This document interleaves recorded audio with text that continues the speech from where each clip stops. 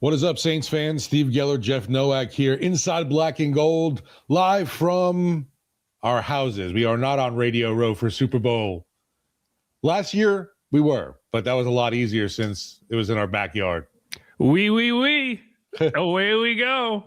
Yeah, I like it better. I was not a fan of sitting on Radio Row for like 12 hours at a time. It was fun for the first day, and then for the next 4, it was like, get me the heck out of here.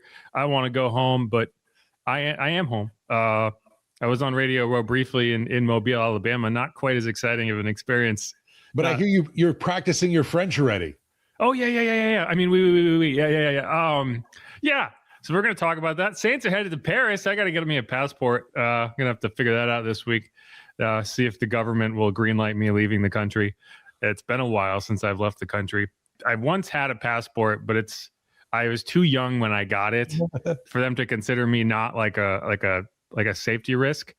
So I have to do the whole process again as if I never had a passport. So they have very new procedures for you, sir. Was that like Swedish? I don't know. That doesn't sound French to me.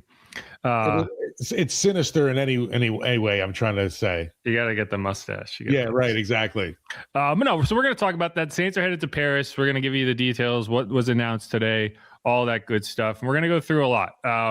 So that'll be in the rundown segment. We actually have a rundown topics in the rundown segment, so that'll be a pretty long one for the first segment of this podcast, and then the second segment we're going to do a Senior Bowl mock draft. And so it's not really going to be a Saints mock draft per se. It's going to be the Saints, but it's going to be, what if the Saints had a draft where they could only draft Senior Bowl players? So we'll see how that goes. I went through it this morning. It was harder than I thought it would be in the sense of trying to figure out where everyone was supposed to go, because we are currently at the time in draft season where everyone's decided where everyone ranks, except none of these people are GMs for teams. And I think a lot of these rankings, a lot of these draft slots that people are going in are not accurate right now. But yeah, anyway, we'll get into it. How you feeling, Steve? Good. And like to your point with that, there are certain people, at least from my, like our standpoint, that I'll consider their draft evaluations, obviously, to a premium. In what sense? Like we've talked about, like someone like Daniel Jeremiah in the past, like what he's saying. It's like I care about what he's putting out there because you just know his background and how much he's involved with the whole NFL draft process. Even at the Senior Bowl, he's there. Yeah, no doubt. All that is to say, like the PFF grades when I put in my mock draft and they give me an F, I don't care.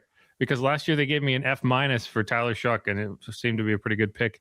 So we'll all get through that. We're also hear what Jeff Ireland and Mickey Loomis had to say out at the Senior Bowl. Mickey Loomis is in talk. He's talkative. He's excited. He chose to talk to us even though we didn't have to, which is very telling because Mickey hates talking to the media. But he did talk to the media for about 8 minutes. So we'll kind of give you the updates. I don't have any clips. I do have some clips from Jeff Ireland on the process and the draft.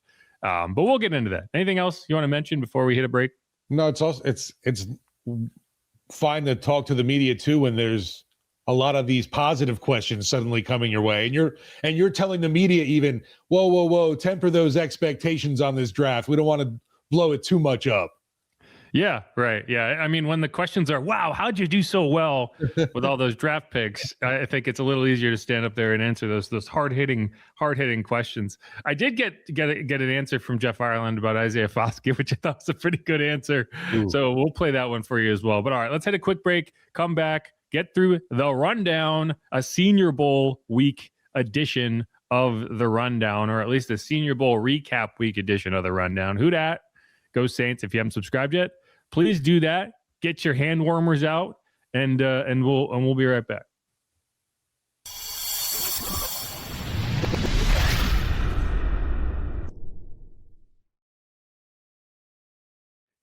And we are back on Inside Black and Gold. Jeff Nowak here alongside Steve Geller. You can follow me on Twitter at Jeff_Nowak. You can follow Steve at Steve Geller WWL over there on X. And if you want to follow the Saints in the 2026 season, you're going to have to get a passport because they're headed to Paris. They're saying, what's 50 grand to a MFer like me? Can you please remind me? You know, that song the name of which I cannot say.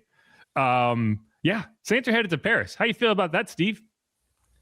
Pretty amazing. I mean, we knew that, we've heard rumblings of this being in the works, and we've seen obviously Demario Davis heading over there with Mrs. Benson on, I guess, like you could say like a scouting trip, or those opening initial relations with staff over there and folks. Yeah. But overall, like, really cool for just the overall growth of the NFL and what you're seeing.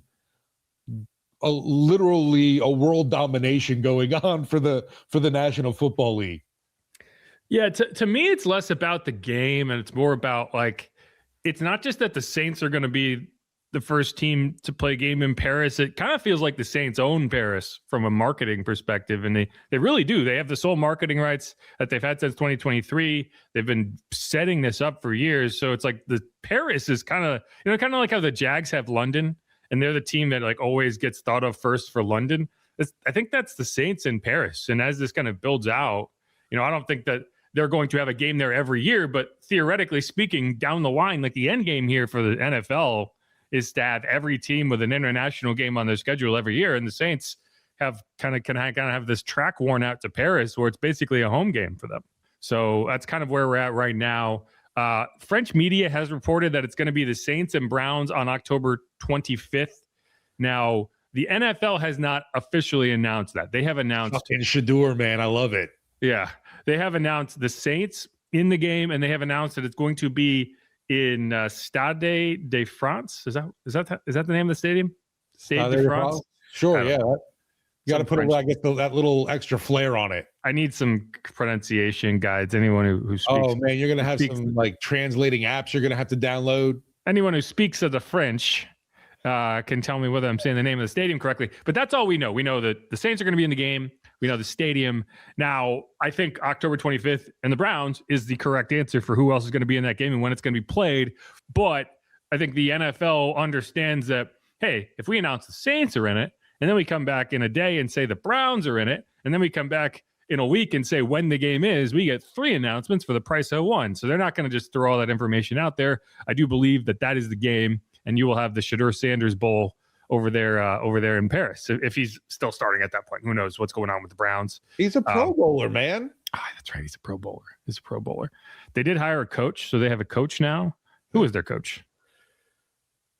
Todd Monken. They hired Todd Monken, who Emmanuel Acho thinks Shedeur should not listen to because of reasons. Either way, that's the game, and it's cool for the Saints because, again, they have been setting this up for 2-3 years, and it was really only a question of when, not if. The real fascinating thing is the NFL is pushing for some international training camps, and in part, in my belief, is that because they have been dodging Hard Knocks for so long, that they will be first. They'll be at the top of the list when the NFL forces a couple teams to go internationally for their training camp. And even I've heard some folks joking about it inside the building, like it's going to happen eventually.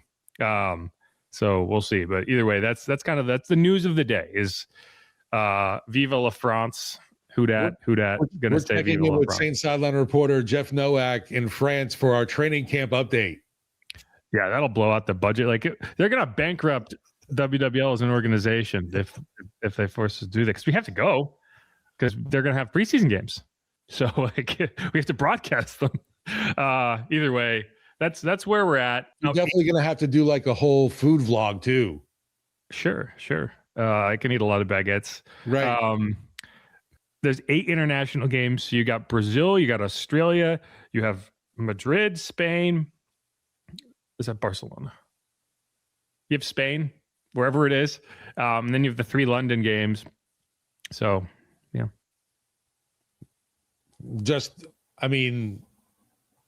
I can imagine the popularity of Saints gear there because it is the fleur-de-lis too.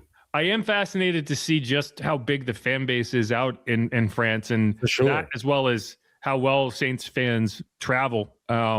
They did knock off 10% of the season ticket / parking prices for anyone who's already paid.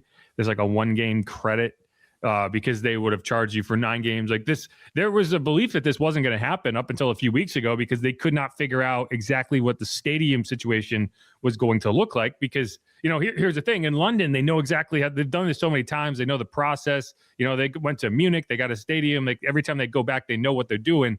Here, it's like everything for the first time.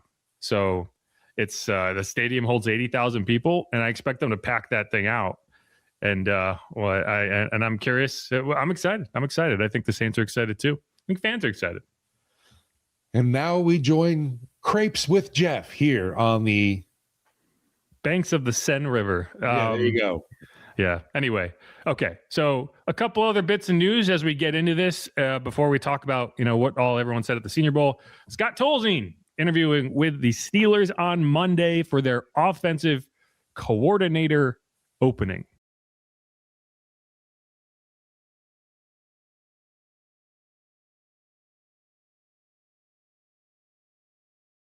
I asked him at the Senior Bowl whether it had been scheduled yet. He said no. It's like he was very adamant that it was not something that he was going to focus on until the end of the Senior Bowl because he felt like he had, he had agreed to be there. He had, promised these players that he was going to guide them through that process. And by all accounts, he did. There was a Garrett Nussmeier who was on his team, was the MVP of the game. We talked to him. He sounds exactly like Kellen Moore, which is kind of a weird dynamic. Maybe it's like they spent so much time in a room together, they started talking like each other, even the same cadence and everything. But it is an interesting relationship, obviously, though, to McCarthy, just because he learned from him, obviously, as a coach, first as a player, then as a coach, and now could even advance his career even further. Right. Yeah, I assume they draft a quarterback and try to develop him there. And I think that is one of the reasons Scott's getting a lot of credit is the Tyler Shuck and Spencer Rattler and how they played this year. Although I think that might be getting a little oversold, but hey. Hey, you were around for this success and we always hear you're a part of it. So yeah, he'll next be called, if he ends up doing good with Rodgers and he does like an amazing training camp going into the year, you'll start hearing QB whisperer, Scott Tolzien. Yeah, and then he'll be in Clint Kubiak territory, which we'll talk about in a second. Jari Evans, Saints assistant offensive line coach, Saints legend Jari Evans. We all know Jari Evans. He's still trying to get into the Hall of Fame. Doesn't sound like that's going to happen for him this year. But he's going to be hired as a Steelers assistant offensive line coach. It's a job that I believe the Saints could have theoretically blocked the interview for. They didn't. The Saints typically aren't the type of team that's going to hold people hostage, and I think this was a situation there. Jari's from Pennsylvania, so it's an opportunity to go back home. He has a relationship with Mike McCarthy, having played for the Packers back, I want to say 2017. It was the last year of his career. Also was teammates with Aaron Rodgers. So it's another example of kind of coaching connections kind of coming through. But so their Saints are definitely going to have to kind of reorganize in terms of, okay, do you hire another offensive line coach? Maybe do you promote somebody, whatever. And then quarterbacks coach, assuming Scott Tolzien leaves. So a couple job openings there. But I asked Mickey this week, or last week rather, whether he expects to have any staffing changes. And in that sense, meaning, are you going to fire anybody? And he said that was unlikely. So it doesn't sound like they're going to be making any staffing changes, which means Phil Galliano back, Brendan Nugent, Joel Thomas. So you're going to have that continuity outside of, if you have to hire a new quarterbacks coach and assistant offensive line coach, which I do think the Saints are excited about. Like, I think they want continuity on the coaching staff because they haven't had it for a while. And big shout out to Jari. Great player, great person. And, you see a guy that's in the Saints Ring of Honor going on to do this. And yeah, it's the lateral move. And like you mentioned, it'd be a really crappy thing for the Saints to block something like that. And they could have and didn't. You just class all the way around for folks. The respect for Jari wanted to go home too, I think, was cool.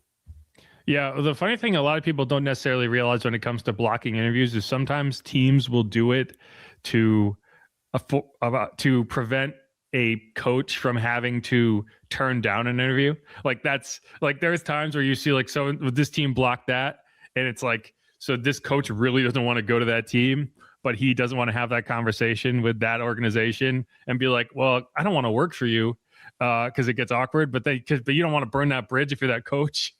So sometimes that will happen.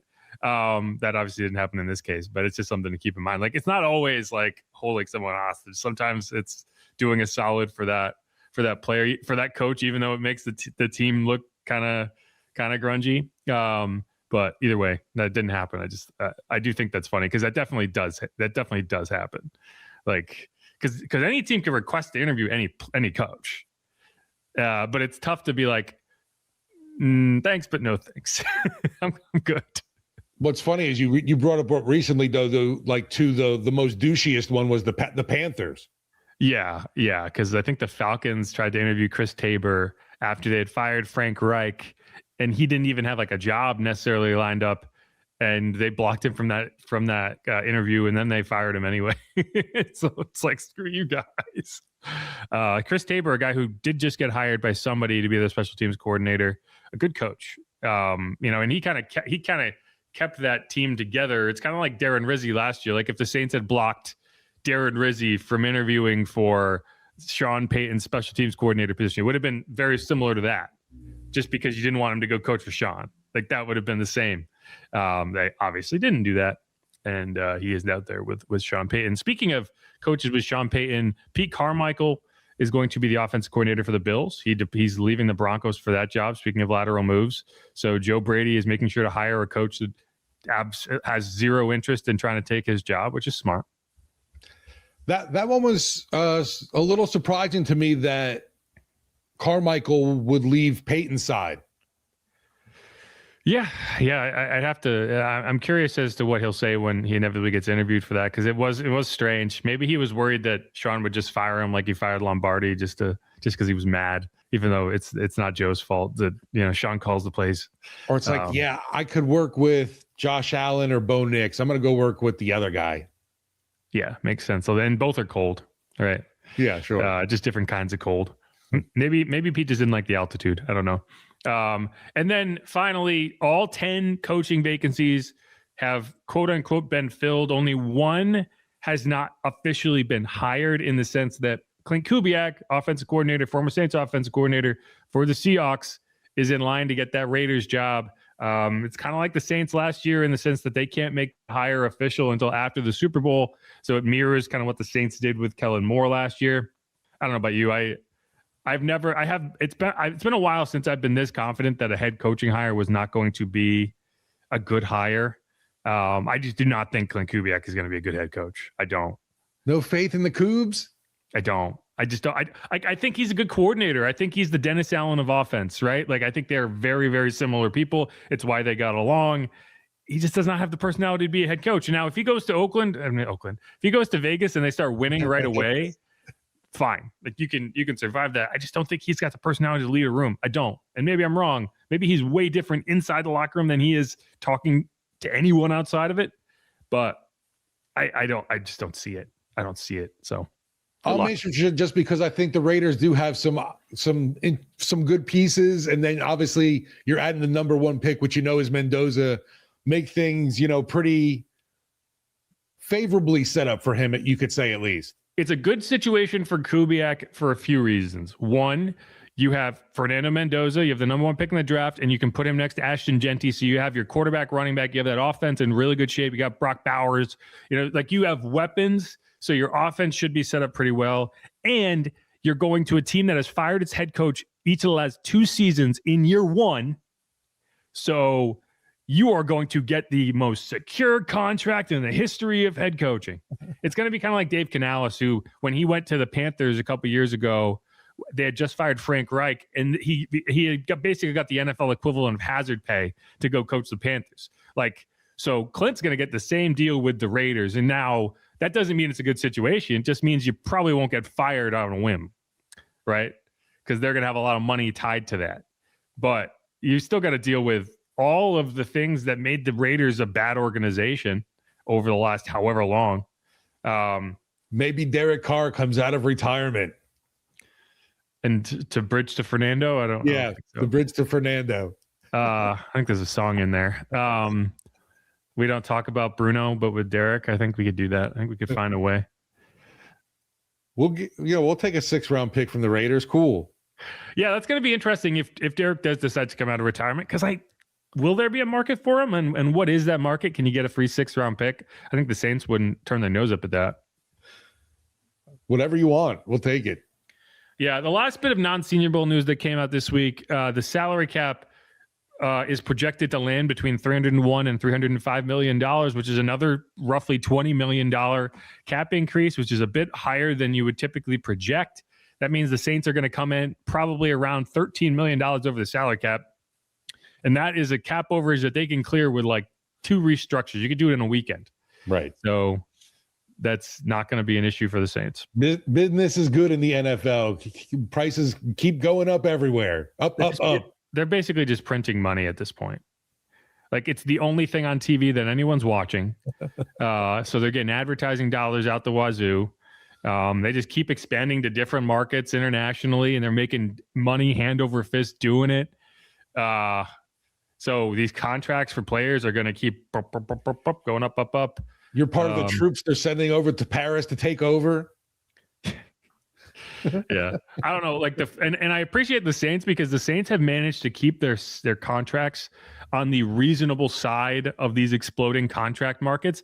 In part because they've been bad, right? Like, you can't justify spending $30 million on a wide receiver when you're picking in the top 10 of the draft. But like, even on the quarterback scale, like, people talk about that Derek Carr contract, like it was crazy. I mean, you got several quarterbacks making $50 million a season. And it's only going higher.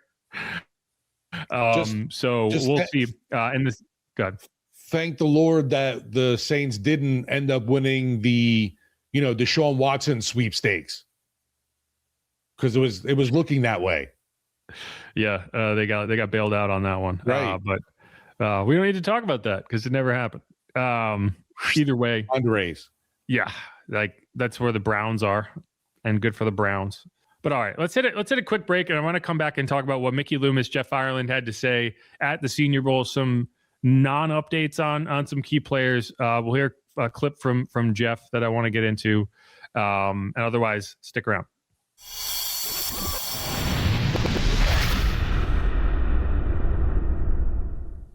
All right, back on the rundown, and this is going to be a Senior Bowl transition, in that, there's a lot to talk about at the Senior Bowl, but also not a ton to talk about at the Senior Bowl. The Saints send all their coaches out there. It's crazy. Like, I think they had basically 100% attendance at the Senior Bowl from the coaches in the game. They had 7 coaches in the game, and then you had Kellen, you had Doug Nussmeier. I didn't see Staley. He's one of the only guys I didn't see out there, but I would bet he was out there. They just got a lot, and so we heard from Mickey Loomis and Jeff Ireland. Now, why that is relevant is Mickey Loomis did not have to talk at the Senior Bowl. He is mandated to talk once prior to the draft, and then he has to do a pre-draft press conference, kind of getting you ready, and that's about it. So he chose to speak to the media for about 8 minutes, and I think that tells you all you need to know about how the organization feels things are going right now. Yeah, there's not like, Mickey's tied up, he's busy with something else. And, I think, too, just hearing from Jeff Ireland wasn't a problem, obviously, considering he is like the main draft dude for you and the Saints. So why wouldn't you want to talk to him at the Senior Bowl after you just heard from Mickey at the end of season press conference? Yeah, no, I agree. And here's the thing, Mickey didn't really have a ton to say about pretty much anything. But we did get a few updates. So Brian Brzee, there has not been a decision on whether they're going to pick up his 5th-year option. It's one of the bigger questions of the offseason. I guess they do, just because it'll simplify the process when you get to the offseason, because you can always work that 5th-year option into the upcoming contract. And I think it would just make things a little simpler, and you wouldn't have a guy playing on the final year of his deal, which guys don't like to do that. Players don't like to do that. They will if they have to, but get that little bit of security, which is a pretty sizable 5th-year contract. And I think it helps the player and the team because, it keeps the morale up. You don't have that kind of sketchy. What if they just send me off into the ether? So I think they will pick up that option, but they haven't decided yet. And that's going to be the next contract extension question, because I don't think he's earned a massive contract extension. But what makes sense, right? Yeah, if anything, I definitely want to keep him around for depth and continuing to develop, because I don't know. There's definitely moments with Brazil, but he's not an every down dude for you. I mean, but I think we knew this. He's a good player. I don't know if he's a great player, but he's got great timing, because he is coming up for a new contract right when the Saints really have no justification to not pay him. Right. Because this is when, like, you look at the Patriots of last year where they had all that cap space, and it's like, yeah, they way overpaid Stefon Diggs in free agency, but it's like, at the end of the day, it didn't matter because they had so much space to work with, and the Saints aren't where the Patriots were, but the Saints are in a position where you have a starter who you just want to kind of keep in place, and they're going to overpay for that, would be my guess. So we'll have to see. A couple other guys, Taysom Hill, Mickey said they haven't really spoken about anything yet. They're giving him space, letting him kind of decide what's going on, and we'll see how that goes. To me, that's a pretty clear sign that it's over in one way, shape, or form. And it's just a question of what Taysom wants to do, which is, I don't know. I just, when he was talking about Taysom and letting him be and have his thoughts about posts, don't want to making any decisions too quickly. I just kept thinking about that post-game home press conference, that home finale, at least, where he went off, and it seemed like that was that big kapow, that last big moment in black and gold, at least. Yeah, it felt like a farewell. And he really didn't do anything in the final 2 games of the season. No, right. Which I thought was strange, because they could have used him in that last game, and they really didn't. But either way, yeah, I think either Taysom retires or he plays somewhere else. Who knows? But I do not think he's going to be re-signed. As far as DeMario, he did that interview with Kay Adams where he kind of hinted that, I'd be okay testing the free agent market. You look into it, you read into it, and I think it was basically the same thing that he said at the end of the regular season, because when you say, hey, I intend to keep playing in the NFL and you do not have a contract, it is not, well, either the Saints bring me back or I retire. So thus, yes, would be fine testing free agency. The question is, how heavily does he intend to go into the free agency process? Because I don't know, if a team came in and offered him a contract that was way higher than the Saints were comfortable paying, and he said, either you match this or I'm gone, then that's a scenario where I could see him going to play somewhere else. But Mickey said this, and it's true. Like, the Saints want him back, right? But they also want him back at a reasonable number. Yeah, I mean, if I am a team that's on the cusp, I think of being a championship squad, and I think there's a lot of people that need a DeMario Davis, but if you want this guy and think he could be that piece, I mean, I think you'd be foolish not to. But we've been around him obviously for so long, and know what he brings to not just the field but the locker room and the uplifting the room, the way they feel and the way they perform as a whole. I just think DeMario is a great franchise dude, and that would definitely be a big sting to lose that presence in the locker room. Yeah, and I think if it was anywhere close, he would come back to the Saints, right? Like, I don't think that, he's going to go sign with the Cardinals just because they're going to offer him more money. Right, exactly. It would have to be like a team that's right on the fringe. I don't think it would be the Broncos, because I just don't think that Sean would see him as that elite of an option. So it would have to be a team that, like, desperately needs a linebacker help and feels like they're right on the fringe. And I don't know if that team's going to exist. So we'll see. Buffalo Bills? Yeah, I mean, that's definitely possible. But hey, it's really just a question of, I don't think the Bills are exactly swimming in cap space either. So, I don't think that his market in free agency would be all that wide. There may be a team or two that's in it, but I don't think it's going to be like 7 or 8 teams all being like, we got to go get him. I mean, he's 35 years old. And while he's still playing at a high level, like he's 35 years old. What if Sean McVay brings him to LA? Dun, dun, dun. And the thing is, like, the Saints are going to have a lot of incentive to keep him around because of the dead cap hit that would be associated if he's off the roster. So if any team was going to be willing to pay him a little bit more than he might command on the open market, it probably would be the Saints. So I don't know. I don't see it. I think it's just going to be something that lasts into the offseason. And because he doesn't have a contract, it's going to continue to be a conversation. But I think he'll be back. You have to get it from his end, too. He can't just be like, oh, yeah, I'm coming back. And his agent's like going, hey, dude, you got to put it out there that you're testing the waters. It's not like, oh no, I bleed black and gold. I'm not going anywhere.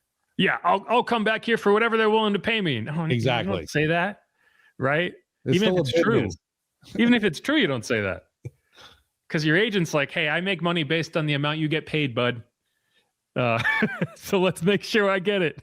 Right, exactly. And also, you want that money. Like, don't kid yourself. Anyway, so that's that. Just a couple other things. Here's Jeff Ireland talking about last year's draft class. And I did think it's relevant because it's one of those things that I think people kind of look past sometimes is why do the Saints land with the players that they do? And this is Jeff being asked, like, okay, how do you replicate that? The success of last year's draft, is there anything that you can take from that experience and apply it for this year? I'll be honest with you, the process has really not changed since I've been here. We've used the same process that we've used, and I think the addition to the staff and their energy and their enthusiasm in the process helped for sure. They gave us a great vision for what they're looking for, and that's important. We went after high makeup, high character, highly intelligent, players that had production in college, and look, we hit on some guys, and that's but the same process remains that we've had since I've been here. How much should the volume of 9 picks help with that? Was it just more the merrier, and that leads to a higher success rate, or I think it's kind of where they were, where they were coming from. I think we had 2 3s and I can remember 2 5s or something like that, and so when you have multiple picks in those areas, you tend to set your board accordingly to where those guys are going to be available. So, like I always say, the more picks, the better for me. That's my job. So, but it certainly does help. It's more swings. More swings at the bat, better average. Yeah, and so that's I think people kind of look at last year's draft like, wow, they did all these things differently, and they suddenly got all these successful, productive players. They really didn't. I mean, you look at what they do is they look for highly productive players that fit their prototypes and also have leadership in their background. That's like the 3 check marks. And the reason they end up with so many Senior Bowl players isn't necessarily because they're fascinated with the idea that the Senior Bowl is the most important thing that's ever happened.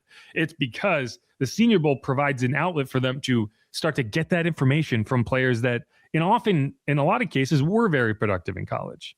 I mean, these aren't players who are going to go in the top 10 of the draft. These are players who most of the time are going to go 2nd, 3rd, 4th round and are just trying to get on people's radars.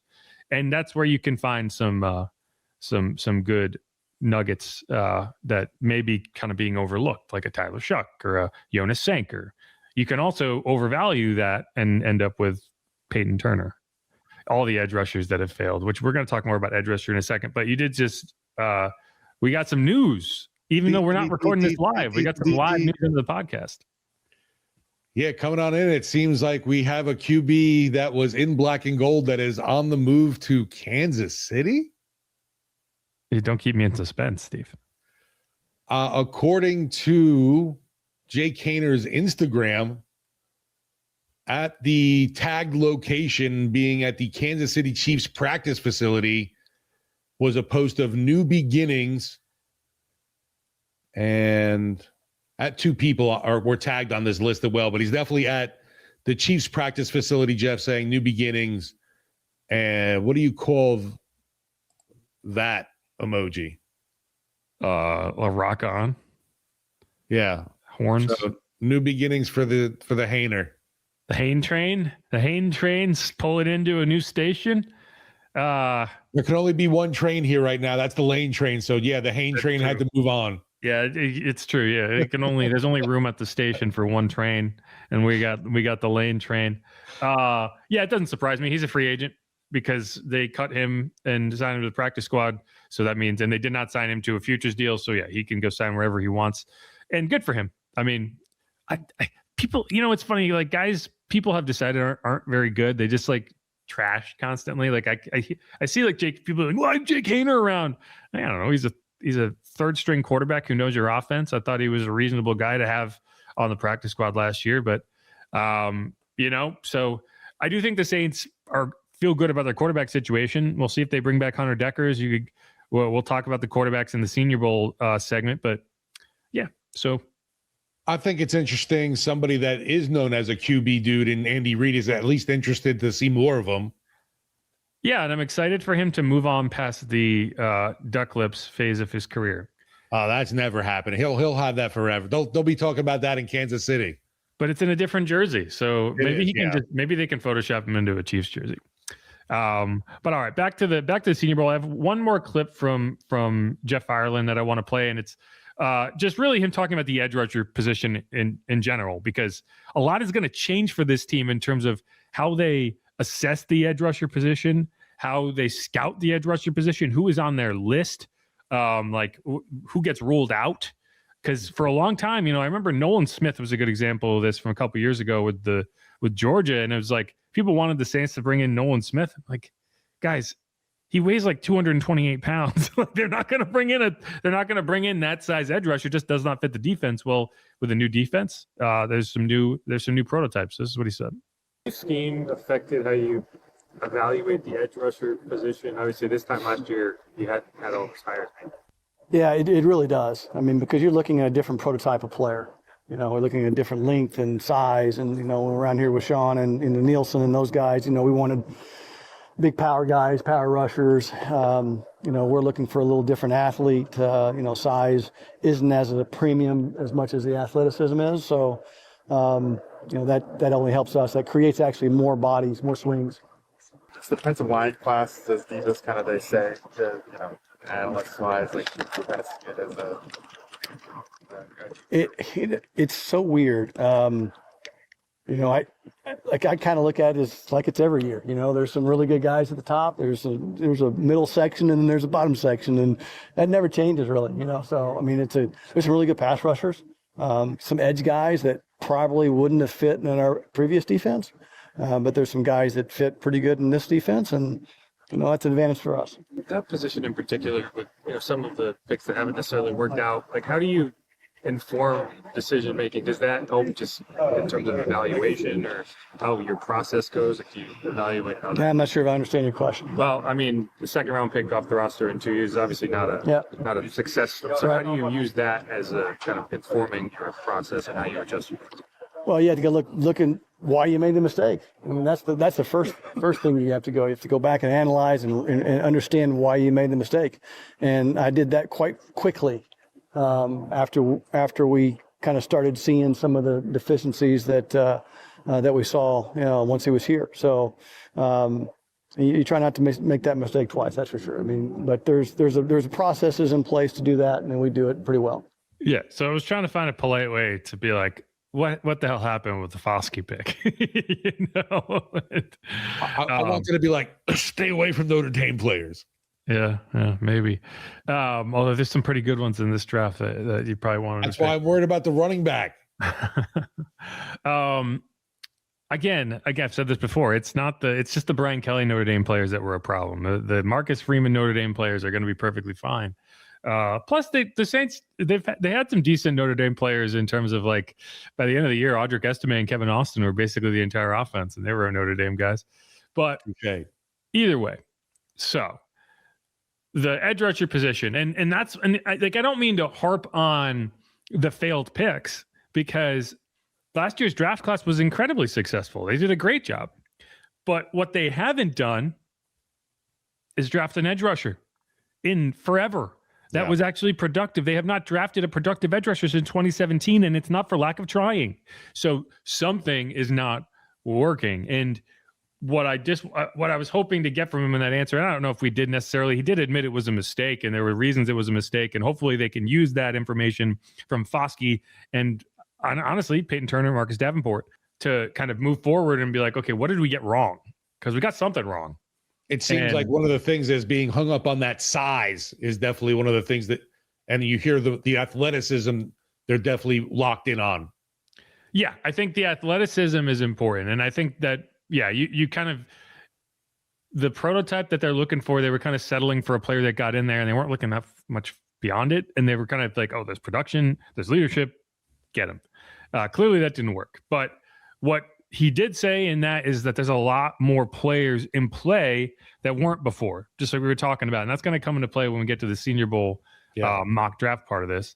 But yeah, I mean, I do think that finding a way to get productive players at the edge rusher position is the one major unanswered question for the scouting department and the draft, because you got to do it. You cannot rely exclusively on free agency for your edge rusher position. And to this point, it's like you're talking about free agent in Chase Young. You're talking about a UDFA and Carl Granderson, right? I mean, and then you're talking about a guy you drafted like 15 years ago in Cam Jordan, who's still one of your most productive edge rushers. He led the team in sacks this year. So you got to get those players. You got to get them in the building, right? And the failure to do that is one of the things that has made this defense really cumbersome to track. And just in the sense of like, where's the athleticism on the field? Like, you don't have it. So we'll see. But when you're talking about the defensive ends that have been successful, is the last one Cam? Trey. Oh yeah, Trey. Yeah. But clearly you didn't value the right things because you were like, you let him walk. And it wasn't, and people think it was a money thing. It wasn't a money thing. They let him walk because they didn't believe that season he put together was legit. I mean, it was legitimate, but they believed it was a flash in the pan and it was not going to be a consistent Trey Hendrickson is that productive type situation. And they were wrong. So clearly he had some injury issues here though. Sure. And it's never going to be perfect, but clearly there was an evaluation problem with that. So you have a pro evaluation problem, which is you're letting the wrong players walk. And there's a scouting evaluation problem, which is you bring in the wrong players. So like, that's the one position that I do not think they have a handle on right now. And we'll see. And hopefully the change to a new defense allows them to kind of open up that process. And you have a lot more room for, you have a lot more wiggle room. You have a lot more margin to work with when you're not pigeonholed into these big, bulky edge rusher, power rusher players. No, and I know we're going to get into it, like you said, with your mock draft. There was a few interesting pieces that were at the Senior Bowl. Yeah, no doubt. And so that's all I have. You have anything else from a rundown perspective you want to get into, or we can just move on? No, I'm just daydreaming of, Saints in Paris, man. Ball so hard. MFers want to find me. I don't want to curse on the podcast. For the children. For the children. How do you say children in French? I don't know. Anyway. You're going to have to be brushing up, monsieur. Who dat? We dat. All right. Stick around. This is Inside Black and Gold. If you haven't subscribed yet, please do that. We're going to be getting into our Senior Bowl mock draft, in that we only draft Senior Bowl players, which would be a mistake for any team to do. But we're going to do it because why the hell not? Who dat? Go Saints. What else are you going to do? Exactly. We'll be right back.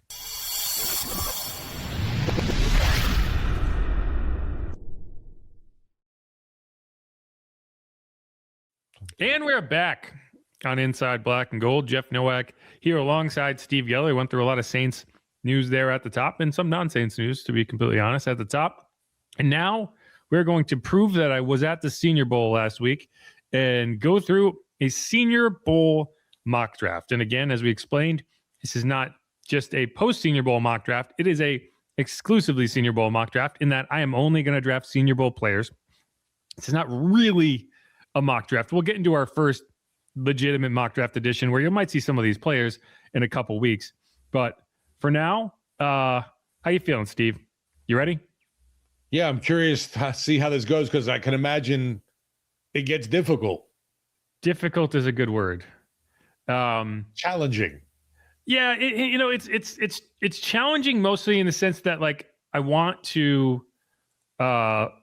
There's so many players that would show up and I'd be like, I'd rather have this guy, but I have a rule that I'm only drafting Senior Bowl players.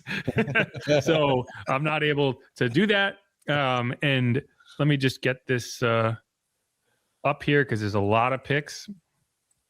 So obviously the rest of the teams don't have the same stipulations as you. No, I was not able to get PFF's mock draft simulator to follow my instructions in that way, but we'll figure it out. So let's flash this sucker up here. All right, so let's get it rolling here.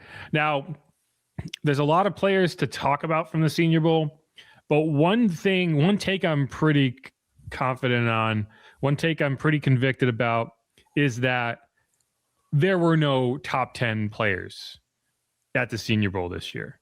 I do not think there was a single player that went to Mobile this year, and that's important because several players didn't go. Ruben Bain accepted an invitation and didn't show up. He would have been a top 10 player, but he wasn't there. Not a single player who arrived in Mobile last week is a top 10 draft pick, in my opinion. There are some first-round picks. There are no top 10 draft picks. So what that forced me to do is I needed to trade back. Even though that's not something I expect the Saints to do because they have proven time and time again that they're not going to, I chose to do that. So the trade back I found was the Rams, who actually have the Falcons pick. I traded the number 8 overall pick for the 13, the 61, and the 167. Now, is that a great haul? Would I have preferred to get a pick for next year? Yeah, in real life, absolutely. But I wanted to use the picks that I traded for because the whole point is for me to talk about the Senior Bowl players I want to draft. So I got 2 extra picks for this draft and moved back into a range where I can say, okay, I can draft this guy here. And so you look at the players that came off the board. First, no surprise, Fernando Mendoza, number 1. Ruben Bain, number 2, would be a surprise. Arvell Reese at number 3. David Bailey, Texas Tech edge rusher at number 4. A lot of good Texas Tech players at the Senior Bowl, too. And the fact that David Bailey wasn't among them and you still had all these really talented players, impressive. Next, you have the 2 wide receivers, Cardinal Tate to the Giants at number 5, Mekhi Lemon to the Browns at number 6, safety Caleb Downs to the Washington Commanders at number 7. And then the player the Rams traded up for was Jermod McCoy, cornerback out of Tennessee, which I don't think that would, if you're trading up to number 8, in this case, you're trading up for Jeremiah Love. Now, I don't know if the Rams would do that, but they did not draft him here. Jeremiah Love ends up going to the Chiefs at number 9. And then the other wide receiver, Jordan Tyson out of Arizona State. So if the Saints had stuck at 8, in this draft, they could have either gotten Jeremiah Love or Jordan Tyson. I think people would be thrilled with either of those picks, or Jermod McCoy, honestly. Like, he's a good cornerback. I just don't see it as a need. But I traded back. So you have Sonny Styles and then Cassius Howell. And so my pick and the first Senior Bowl player off the board is Caleb Banks, defensive tackle out of Florida. This is probably a reach for Caleb, but I do see him throughout this draft process flying up draft boards because he's coming off of kind of an injury-plagued 2025 season. He didn't play a lot, but I mean, you're talking about like 6'6", 330 who can move. And, whether you want to go Peter Woods or whatever, I think like if the Saints did this, if they traded back and said, we want a defensive tackle, Caleb would be a great fit. And that's what makes it tough is they probably wouldn't have traded back here. And if I sat at number 8, I'm taking Jeremiah Love because he just makes too much sense for the Saints and their needs and how the league is trending. But defensive tackle, in my opinion, is a position the Saints, they'd love to address it in the first round. I don't think the player's there to address it in the first round. So it's probably more like a round 2, round 3 pick. But either way, I think Caleb Banks is probably the best defensive tackle in this draft. No, and because of the rules you have to deal with here, I don't hate the pick at all. It is, obviously we know it. The Saints and moving down usually does not happen, though. Usually is an understatement. Never since Mickey Loomis has been in charge has happened. They don't do it, and we've talked about this in the past. Like, there's a good reason they don't do it, and that reason is the philosophy the Saints employ on draft day is they don't rank every player on their board. They don't have 200-something players in a list.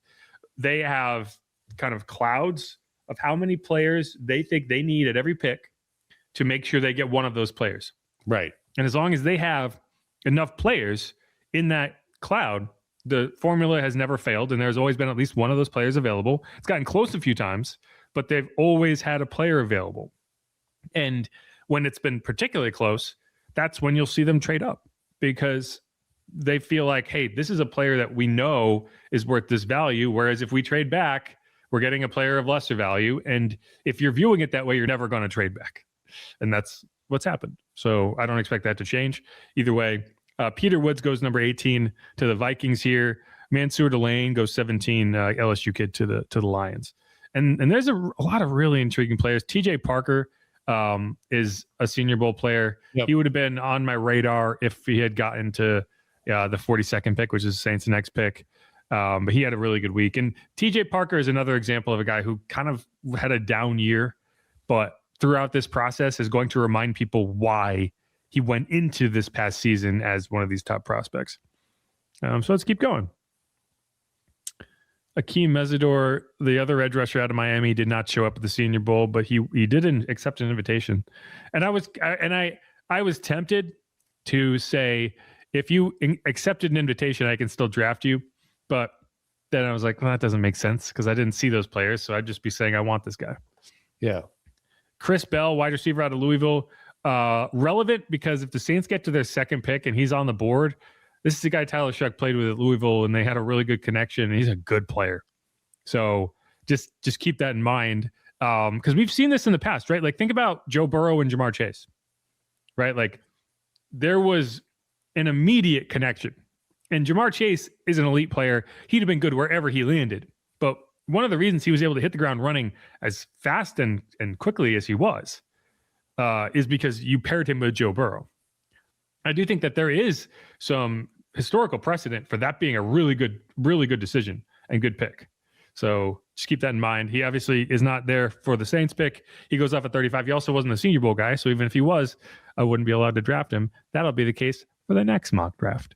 So let's continue. Gabe Akis is another player I was looking at. But he goes off to the Giants here. The J is silent, in case you're wondering. It is Akis. AJ Halsey didn't show up at the Senior Bowl, but he goes off at 40 to the Chiefs.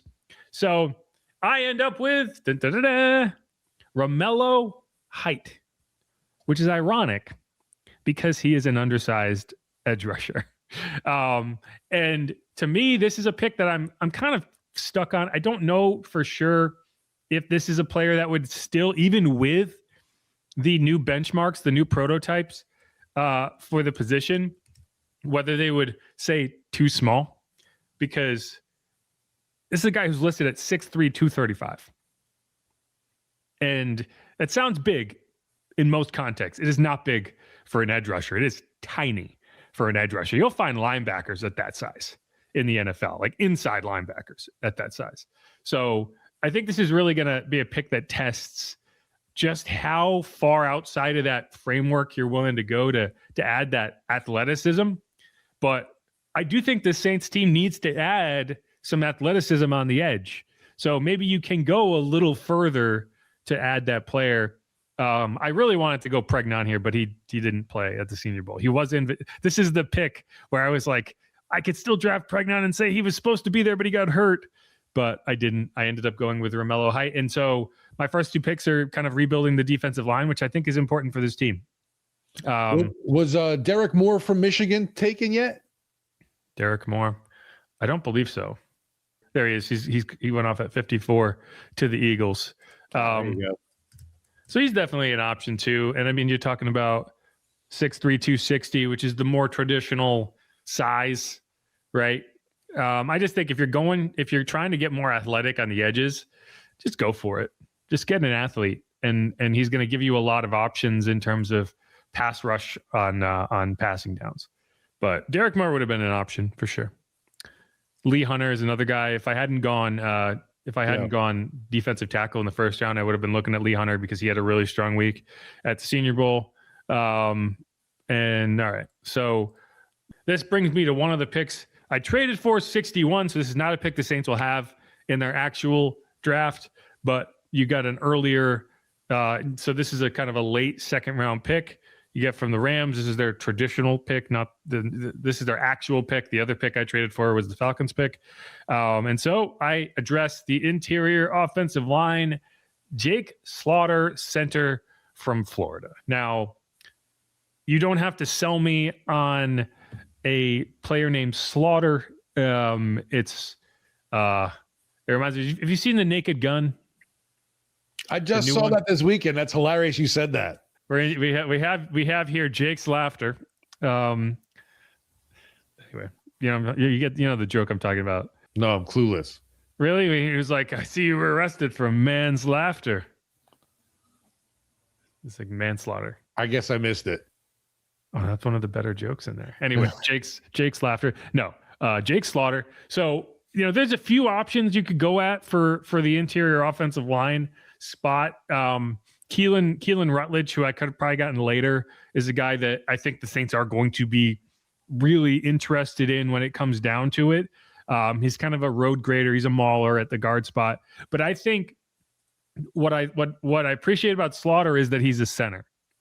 And I think if you're the Saints and you're trying to add a starting guard, but you're also adding some Eric McCoy insurance, in that if Eric McCoy's elbow injury is just kind of keeps happening, like it just becomes a problem and he cannot stay on the field, I would like to have kind of a high premium center option who can play guard, right? So you're talking about that just straight up guard center. It was division with Cesar Ruiz too.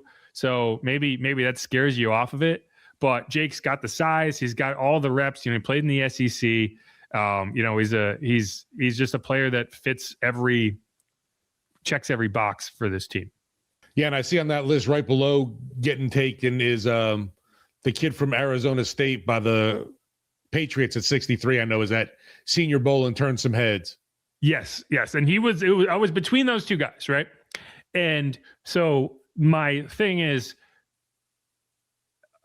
and I don't even know how to say his name correctly. I think Iheanacho. I didn't want to kill it either. Yeah, well, there's a player named Duke Iheanacho who is, I believe it is spelled the same except for the R, and I just don't know how the R changes. I guess Iheanacho.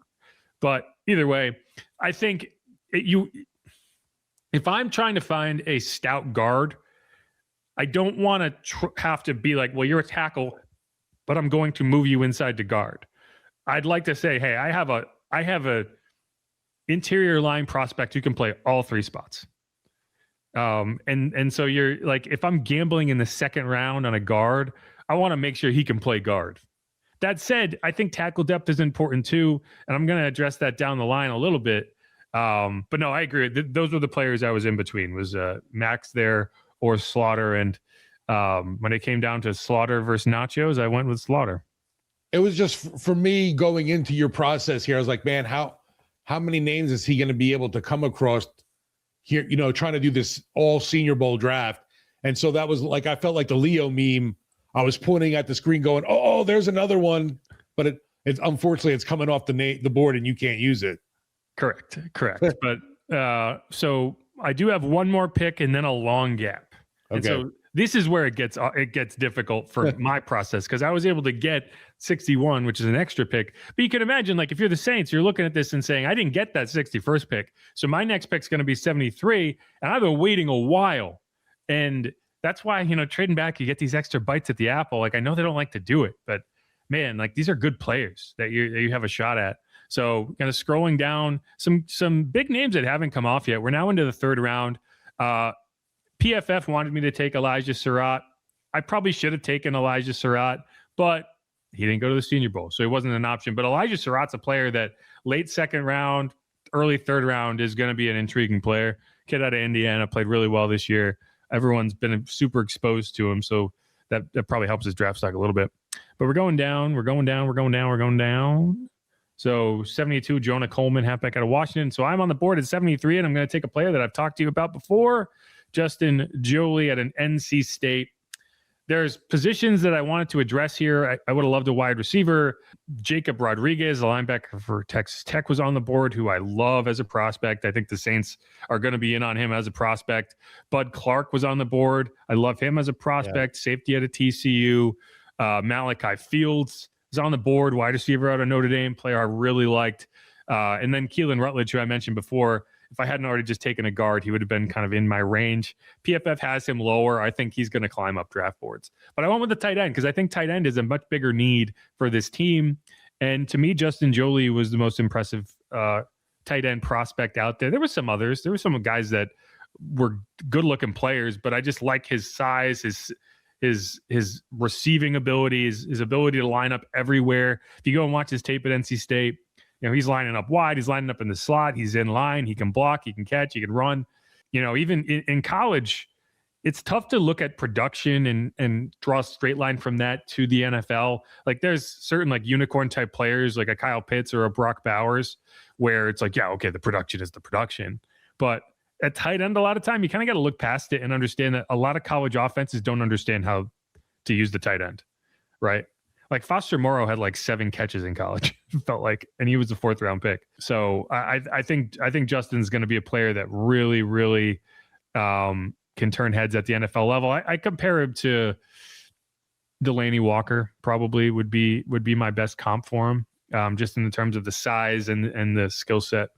But so I have addressed defensive tackle, edge rusher, interior line, tight end. In a real draft, I probably wouldn't prioritize needs like this. But we're not doing a real mock draft. We're doing a Senior Bowl mock draft. So I'm just going down the line. You got to do what you're dealt with here. Obviously, like you mentioned, Senior Bowl parameters here make it a little more difficult for you to kind of stick to your traditional what you would think you would get with the best player available. Yeah, there's no BPA here. No, because otherwise I'm going different picks a lot of this. But we'll see. Either way, let's take a quick break and come back and do the second half of the board. As I mentioned, you go from 73 to 132. That's a long break. It's about a 60 pick break between them, and a lot of the players that I wanted that I mentioned there, they're going to come off the board. So let's take a quick break and come back.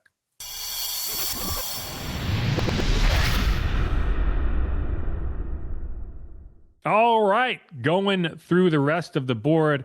As I mentioned, so we just made the pick. Let's go through. So 13, I traded back, picked up defensive tackle Caleb Banks out of Florida. 43 overall, picked up edge rusher Romello Height out of Texas Tech. 61 overall, which is a pick I added in the trade back.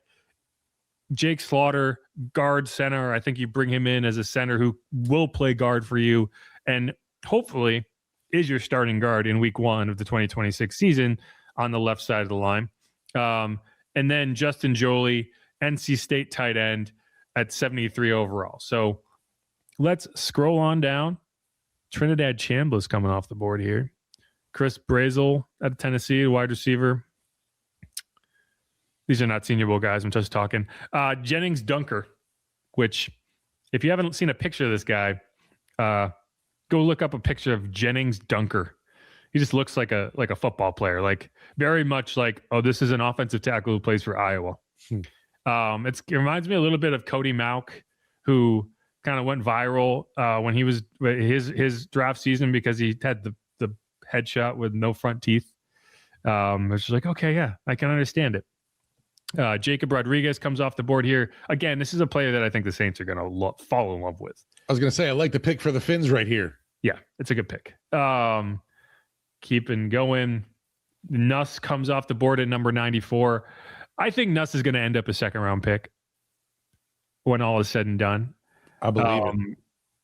And he just hasn't quite, the name hasn't quite climbed yet, but I expect it to be there. We're now into the comp selections. The Saints, just for reference, I do not have the 4th round comp pick for the Saints, I don't believe, but either way, That's where we are.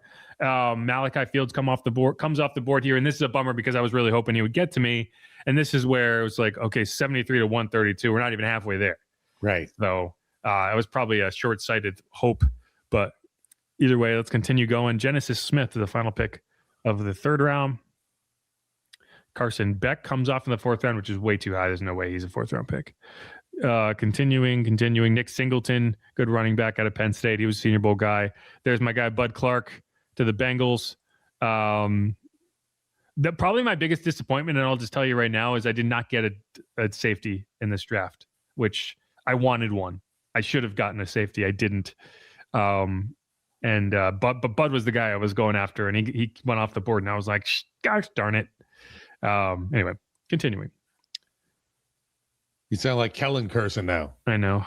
I'm trying my hardest. I'm trying to better myself as a person. Eric McAllister. It's not related to Deuce. Deuce has 2 L's, right? Correct. Because his name is formatted the same, but I think he has 2 L's, and Eric has 1 L. But he has the same like capital A. That's those other McAllisters around the block. Yeah, I think that's the Home Alone McAllisters. Yeah, there you go. Which R.I.P. Catherine O'Hara, formative person from my childhood. I don't know where I'd be without her. Kevin. Kevin. There goes Keelan Rutledge. Again, this is way too low. He's not going to get to 127. But this is kind of where we are. Michael Taffe out of Texas was another guy that I would have considered if he got to my pick. But I finally addressed the wide receiver need, and a player that I really like, player that I'd comp to MVS. I'd like to say he'd be a little more successful as a pro than MVS, although MVS has had a pretty long career. Obviously, we saw him last year. Jacoby Lane, wide receiver out of USC, 6'4", 194. So got to put on some weight, probably a little bit of weight, but he strikes me as, so you look at a Devon Vele who's 6'5" and is more of kind of a middle of the field weapon. I think Jacoby Lane is more of a field stretcher. And when you can be a field stretcher at 6'4", it's just a nice thing because you're a quarterback and you can throw it up and know that if my guy's anywhere near it, he's getting to it first. Is he always catching it? I don't know. But worst case scenario, he's getting up higher than anyone else. You can knock it down. And I think that's a weapon. I think it's something the Saints don't have. Chris Olave is a good field stretching guy, but I love the idea of having a 6'4" dude who can get downfield and be kind of that jump ball player for you. He's got warts. Like, he's not a perfect player. I do think he was kind of hidden in his own offense because Mekhi Lemon was there, and Mekhi Lemon is a top 10 draft pick. But it's really easy to watch Jacoby Lane play and come away being like, all right, this is the dude. No, I think you definitely still need to look at more of those bigger bodied options for you. And you mentioned he's got to put some weight on. Well, don't worry, coming to New Orleans, we can take care of that. Oh yeah. Yeah. And I mean, this point in the draft, I'm looking to find weapons wherever they are. And that's definitely one of them. Keep going. Cade Klubnik off the board. Remember when Cade Klubnik was like a first round pick? And then week 1, he played LSU, and it was like, oh, that guy's bad. Oh, he's not a first round pick. It's so funny how quickly we go from being like, well, this guy's elite to trash at the quarterback position in college. And I don't know what that is, but it's not good. But I am addressing another need. I've gone need at every position, to be completely honest, at varying levels. And I'm going with this is the comp pick. I was wrong before. This is the 137, which is that 4th round comp pick the Saints picked up from the Seahawks. That the Saints picked up from the Paulson Adebo signing by the Giants. So it allows me that extra pick, and I get Mike Washington, a running back I really like out of Arkansas. 6 foot, 228 pounds. He was clocked at almost 21 miles an hour at the Senior Bowl. He reminds me of DeMarco Murray a little bit. Is the guy I would comp him to. I don't know if he's the home run threat that I'd like the Saints to bring in. Again, I think if they were actually drafting here, they would take Jeremiah Love at number 8. But I really like Mike Washington. I think he's going to be a real good player. Yeah, the running back position overall at the Senior Bowl, I don't know if it was anything that was, overwhelming to you that you got to see. No, there really weren't. It was a weak running back class at the Senior Bowl. It was weak running back, weak quarterback class. Keon Black was another solid running back. He's a smaller guy. He's like 5'9". I think Indiana, but no, I mean, not a ton. Also, number 138 overall, that's Bryce Lance. That's Trey Lance's younger brother, in case you're wondering. Both North Dakota State guys. So we are into the. Wait a minute, and he ends up getting taken by the Niners. How odd. Yeah, pair him with his brother there. Or no, Trey Lance is on the Cowboys now. But yeah, it would be funny if they took Bryce Lance. Right. Like, well, the first Lance didn't work out. Let's try again. Let's try Dose Lance. And if there's another Lance, we'll take him too, and we'll call him Trey Lance. Dun, dun, dun. I'm sorry about that. All right, so now we're in at 148.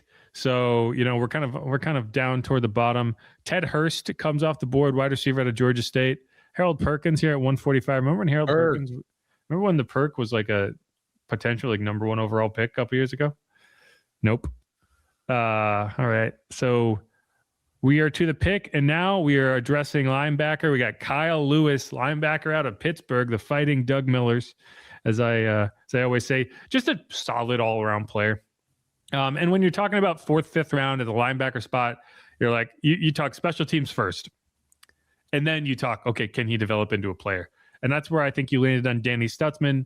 I do think that inside linebacker is a sneaky need in the sense that what if DeMario does leave in free agency? What if you say, hey, Pete Warner, let's trade him. Suddenly you're rebuilding that linebacker room. And you can only do that if you have the players. So like, I like Danny Stutzman. I like Isaiah Stallbird, although I don't know if he's a kind of traditional 3-down linebacker the way that Danny projects to be one. But I do think they need another player or two in that room. And this is where I think you find one. No, that was definitely a name from what I was reading for sure that generated, some of that Senior Bowl buzz and was turning heads there.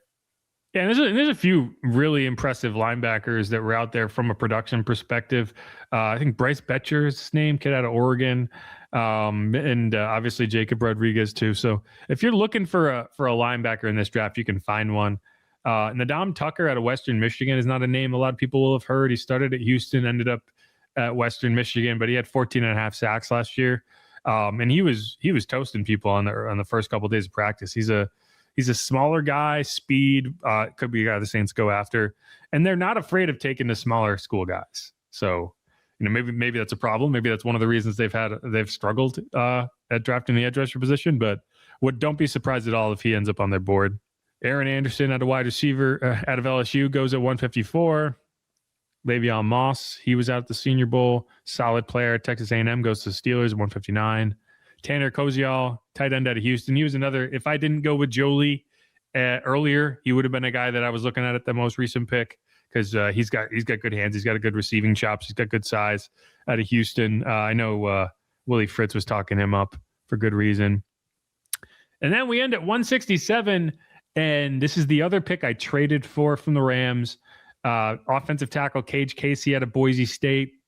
Now, this one, I'm not in love with this pick. I do like Cage.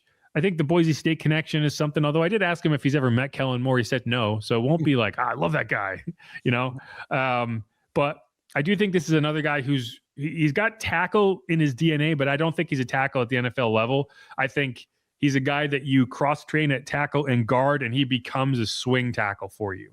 Like he becomes that guy that you can play at all 4 spots. Like that is his future in the NFL, is a guy that maybe never becomes a starter, but sticks around on rosters because he's willing to play. He's the Landon Young, right? Because every team needs that guy. Every team needs that backup who can play it inside, outside, left side, right side. And so that's where I see Cage Casey kind of developing, but he's rough to watch as this pure tackle. If you're drafting him thinking he's going to play tackle for you, you're in trouble.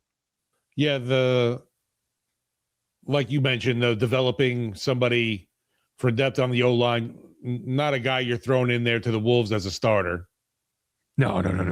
If you end up starting Cage Casey early in his career, things are not going well. Your quarterback's in trouble. And like there was a point in this, like the offensive line in general at the Senior Bowl was really not impressive. There was a few interior line prospects that I liked, but early on I was like, is this the best edge rusher group I've ever seen?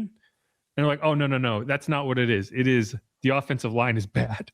Yeah. And they were getting toasted in team reps with speed off the edge. And, part of that is, hey, it's the Senior Bowl. You don't have a lot of time to work on your cadence and you're not getting off as quick as you might in a real game. But definitely not I think the Saints going into this draft, not needing a tackle is a good thing.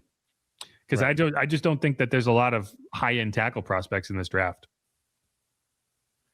No, it's funny that you mentioned that. It's like, oh my God, these edge rushers look amazing, but it's like, well, let's pump the brakes a little bit here. It was like I found myself thinking, is this a Carl Granderson versus Trevor Penning situation? And I came to the conclusion that it absolutely was. It was. Because there was a point early in the 2022 offseason where I was like, is Carl Granderson going to get 15 sacks? And then I was like, oh, no, because he's not going against Trevor Penning on every rep when the games start. Anyway, just so you know. He's the Chargers problem now. Oh, well. The more you know. Actually, I mean, he's a free agent. Oh, yeah. Who knows? So, okay. Now, because we traded for 167, we pick again in 3 picks. So, feel pretty good about it. And I'm going Barry Brown, wide receiver out of LSU. And the reason is, and you could argue, hey, should I just wait and get him as a UDFA? You probably could. In this range, yeah, you're talking 100, the number 170 pick. Sure. But I do think that Barry Brown is a guy that I would want to bring in if I'm the Saints and say, you're my return ace, and let's see if we can develop you into something more than that. Because I think that his name is Barryon. I do think that he has like that quick twitch kind of skill set, that short area quickness that you cannot teach. Either you have it or you don't. And in this league with the new kickoff, it's not going away. It's only going to get more pronounced. They're only going to try to find more and more ways to encourage teams to kick the ball off every time. Like they want the ball in play on every kickoff. And it's actually kind of strange to me that there are still teams that are just actively like, yeah, take it at the 35. Because you watch coverage of these kicks, and when a team gets it out to the 35, you're like, wow, great return. So I think the kind of return investment is going to increase dramatically over the next few years as teams are like, man, if we can get a guy who A, can do damage on these returns, or B, is enough of a weapon to force teams to be like, you know what, we're just going to play it safe and give it to him at the 35. I mean, that's money for you. That's free yardage. And teams that don't invest in it are going to learn pretty quickly that they need to. And it's going to be on both sides. It's going to be in coverage, and it's going to be in the return part of it. And I think Barryon is a player that profiles perfectly for that because A, he has that return ability, but B, he's got the size where he could potentially be a piece in your offense. Like think of Rashid Shaheed as a rookie versus Rashid Shaheed in his 4th year. Like suddenly he's a return ace who also has upside as a player, and he's worth 2 draft picks. And I think Barryon is a guy you work on developing. And with Brown, you're talking like top tier speed. He was in the top 3-4 guys at the Senior Bowl. Yeah, I'm curious. I assume he's getting invited to the combine. I want to see what he runs for a 40. Yeah. Because he's got that. Like, and I think Aaron Anderson might be slightly faster. And Aaron Anderson actually is already off the board in this draft. And I think he's getting a little bit more praise because he's a more productive player at LSU. But the size limits him because it's tough. Like even with the investment in the return game, I do think that you're going to see teams of like, okay, we want to return ace, but we also need something out of him because he's not going to play in coverage. So you need, like, you're using a roster spot on a guy. You need him to at least be a guy that if you get a couple players hurt, he can go out there and be productive. And I do think Barryon can do that. So we got one more pick. So I could basically do whatever I wanted. Xavier Thomas off the board as well. He's another player that could be a potential return option. He was not a Senior Bowl guy. John Michael Gillenborg was a Senior Bowl guy. Brennan Thompson was supposed to be there, was not. Another guy with elite speed, kid out of Mississippi State. So he's a guy that like in a real mock draft I would be looking at right here for the same reason I was looking at Barryon. And now we are down to 189, and I am grabbing me some Cole Payton, quarterback out of North Dakota State. Now, again, you're talking about 189. I could have probably easily gotten him as a UDFA, but I don't feel like competing with anyone. I just want to bring him in. Jake Hayner's gone. I'm okay with having 3 players in that quarterback room. I am planning for the eventuality that maybe I trade Spencer Rattler. And so I want a young developing player who I think has really good quarterback skill set and can be a legitimate backup quarterback in the NFL. You're talking 6'2", can make all the throws. Probably is getting a little bit overlooked because he went to North Dakota State. Now, North Dakota State isn't it's a place people know about, right? Like Trey Lance was the number 2 pick out of North Dakota State. Carson Wentz was the number 2 pick out of North Dakota State. So it's not like you're finding a North Dakota State quarterback, but that just makes sense to me. A low cost player that you can develop. Hunter Deckers is over on the Houston Gamblers, which is funny to me. I thought he was an interesting developmental dude that I think will be back with the Saints, huh? It's possible. We'll see. I just think it's funny that he got kicked out of the NCAA for gambling, and now he is playing for the Houston Gamblers. Now he's getting paid to be on the Gamblers. Yes. Just the irony of that is too much for me. Either way, like you could see him back, but I'm bringing in a quarterback. I'm bringing in a developmental quarterback. I think it's important to add a quarterback every year. No, that actually, the analogy was funny because that would fit with the Alanis Morissette song with "Isn't It Ironic?" Don't you think? Yeah, Hunter Deckers. So let's get this up here. This is the draft. I got a B-, which is better than I thought. So just to recap, traded back from 8 to 13, added the 61, the 167, which probably you want to get a little bit more if you did trade back in that, just because the players that you're trading away from are very significant in Jordan Tyson, Jeremiah Love. But ended up with Caleb Banks, defensive tackle out of Florida, Romello Height, edge rusher out of Texas Tech, Jake Slaughter, center / guard out of Florida, so big on the Gators. Justin Jolie, tight end out of NC State. Wide receiver Jacoby Lane at 132 out of USC. Then 137, Mike Washington out of Arkansas. 148, Kyle Lewis, linebacker out of Pittsburgh. Cage Casey at 167, offensive tackle out of Boise State. Wide receiver / return ace Barryon Brown at 170. PFF gave me an F for that pick, which thanks. And then Cole Payton, quarterback out of North Dakota State at 189. End scene. That's the draft.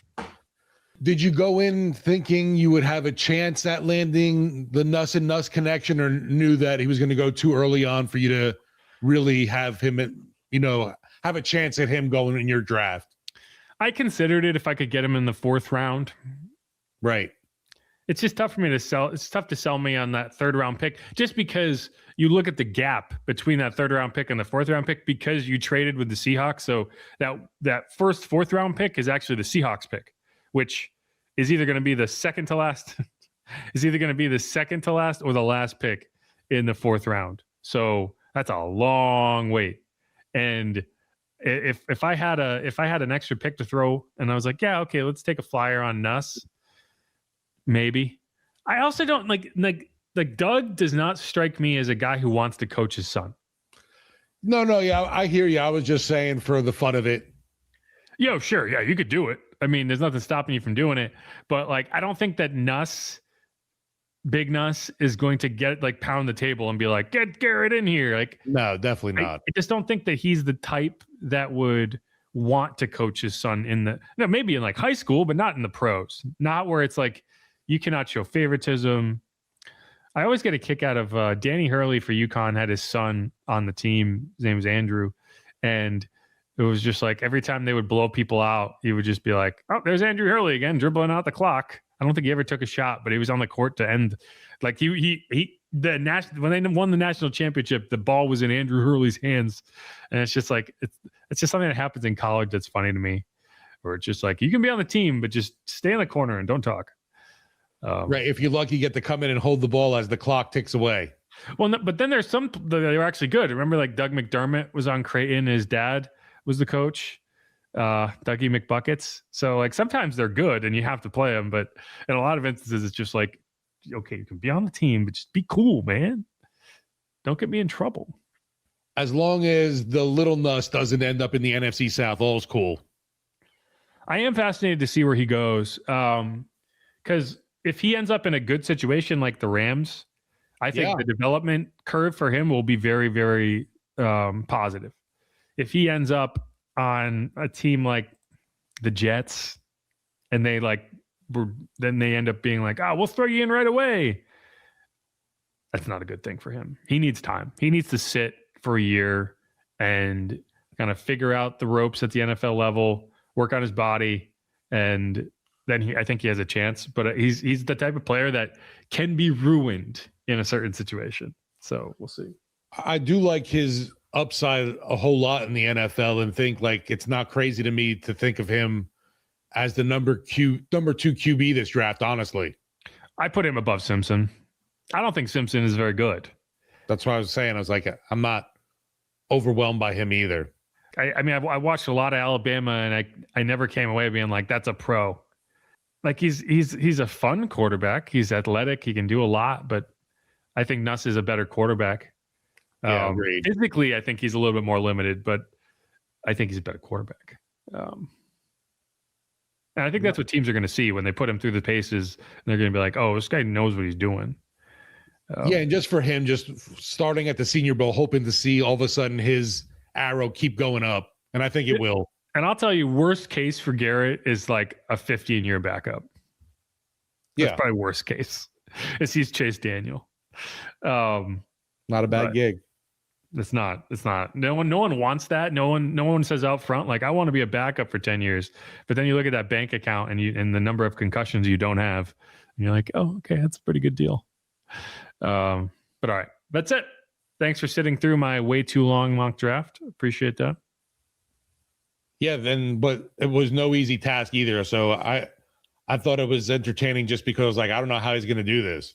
Yeah, it wasn't as difficult as, there's people who have difficult jobs. I'm not one of them, but I am excited. It makes me excited to do a real mock draft, because that was kind of frustrating, because there was a lot of players that was like, I want this guy, but I can't draft him because of these stupid rules that I've set for myself.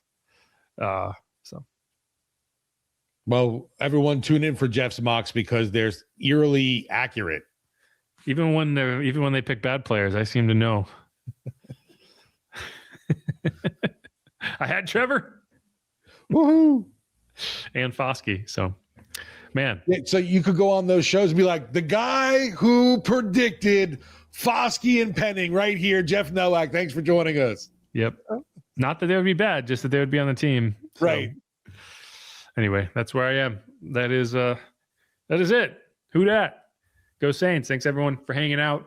We'll be getting into the off-season pods. We're kind of, it's funny. We always turn over the schedule after the end of the Super Bowl. So this is going to be the last pod of the 4th season of this podcast.